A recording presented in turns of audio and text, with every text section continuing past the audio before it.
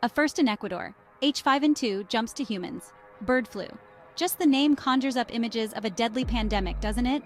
For years, scientists have warned us about the potential of avian influenza viruses to make the jump to humans.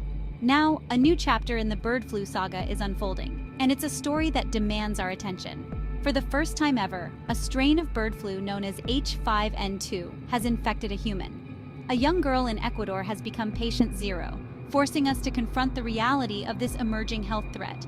The case, identified in December 2022, sent ripples of concern through the global health community. Could this be the start of a wider outbreak? Or is it an isolated incident, easily contained? These are the questions that scientists and health officials are scrambling to answer. The virus, detected in the girl after she'd visited a live poultry market, has raised the alarm about the potential for animal-to-human transmission. The situation underscores the critical need for vigilance and preparedness in our increasingly interconnected world. While the girl has recovered, the incident serves as a stark warning. The threat of pandemic influenza is real, and it's something we must take seriously. The World Health Organization, WHO, is closely monitoring the situation, working with Ecuadorian authorities to investigate the source of the infection and implement control measures. The world watches and waits, hoping this is just a blip on the radar, not the start of a global health crisis. Decoding H5N2. What makes this virus tick? H5N2 belongs to the Influenza A virus family, notorious for causing respiratory illness in birds. These viruses are categorized based on two proteins on their surface, hemagglutinin, H, and neuraminidase, N. There are 16 different H subtypes and 9 different N subtypes, resulting in numerous possible combinations. H5N2 is just one of these many subtypes, but it's one with a history of causing outbreaks in poultry. The virus spreads through bird droppings, saliva, and nasal secretions. Birds can shed the virus for days before showing any symptoms, making containment a significant challenge. While H5N2 typically infects birds, it can occasionally jump the species barrier to infect mammals, including humans. This usually happens through direct contact with infected birds or contaminated environments. Symptoms in birds can range from mild respiratory problems to severe systemic illness and even death. In humans, H5N2 infection typically causes mild respiratory symptoms such as cough, sore throat, and runny nose. However, in severe cases, it can lead to pneumonia, acute respiratory distress syndrome, ARDS, and even death. The severity of the illness can depend on various factors, including the individual's age, overall health, and the specific strain of the virus. The Ecuadorian case, a red flag or a false alarm. The young girl from Ecuador, the first known human case of H5N2, experienced mild symptoms and recovered fully. But her case has raised important questions about the virus's potential to spread among humans. Health officials are investigating whether she contracted the virus directly from an infected bird or if human-to-human transmission occurred.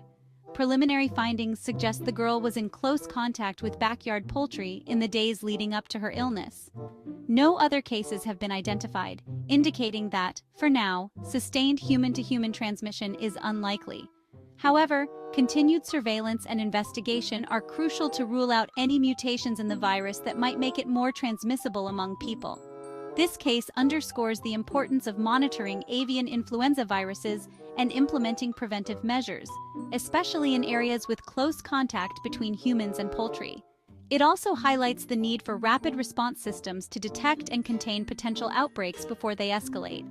The global health community is watching closely, learning from this case to strengthen pandemic preparedness strategies. Section 4, H5N2. Should we be worried? The emergence of H5N2 in humans is indeed a serious concern, but it's important to remember that the risk to the general public remains low. The virus is not easily transmitted from person to person, and there's no evidence of sustained community spread. However, this incident serves as a stark reminder that influenza viruses are constantly evolving, and we need to be prepared for any eventuality.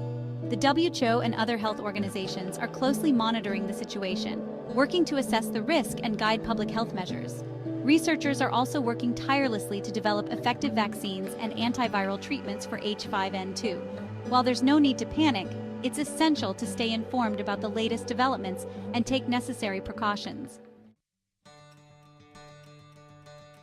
Section 5. Staying safe, practical tips for prevention. While the threat of H5N2 might seem distant, there are practical steps you can take to protect yourself and your loved ones. Practice good hygiene. Wash your hands frequently with soap and water, especially after handling poultry or visiting live bird markets. Cook poultry thoroughly. Ensure poultry is cooked to an internal temperature of 165 degrees Fahrenheit or 74 degrees Celsius to kill any viruses. Avoid contact with sick birds. If you encounter sick or dead birds, do not touch them. Report them to local authorities. Stay informed. Keep up to date on the latest information and advice from health authorities, such as the WHO and the CDC. By taking these simple precautions and staying informed, we can all play a part in reducing the risk of H5N2 and other avian influenza viruses. Remember, preparedness is key to staying safe in our increasingly interconnected world. Subscribe for more quality content.